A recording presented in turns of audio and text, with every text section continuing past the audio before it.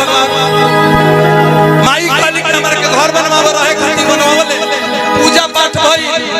आ जौन बाभना गिरिवास करवाई लोग और नथिए मांगले उसकी घर में देती ऐसे कि सोना के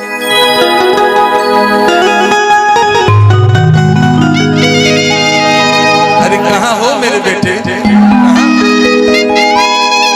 कि सोना के लंका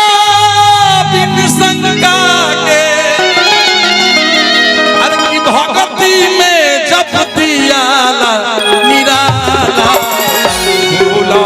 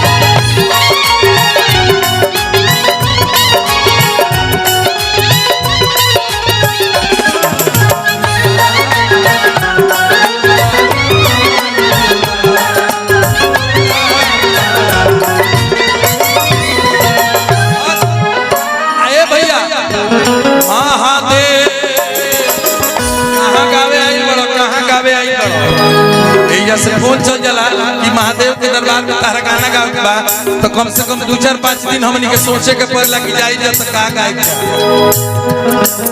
हमर भाई की तरफ से बहुत बहुत सम्मान बा महादेव की कृपा ही तेरी बनल रहे स्वागत वंदन अभिनंदन और हमारे छोट भाई श्री टाइगर पासवान हमारे भाई की तरफ से महादेव के दरबार में हजारों रुपए के आशीर्वाद स्वागत बा वंदन अभिनंदन महादेव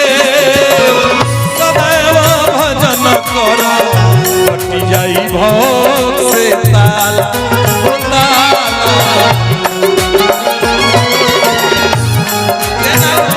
एक लोटा जल में बुढ़ऊ तक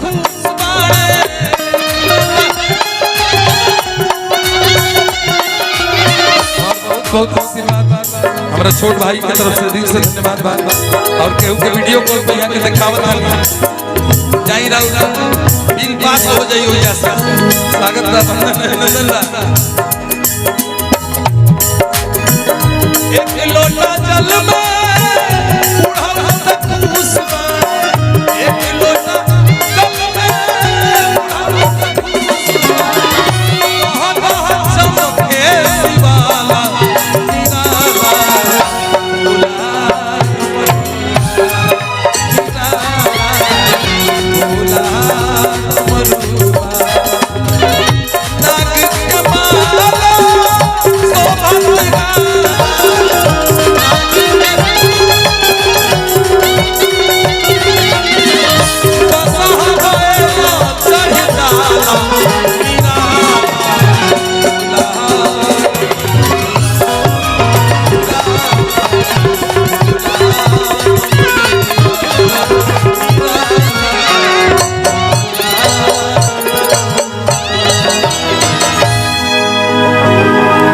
अच्छा लगा लोगे तो थोड़ा सा आशीर्वाद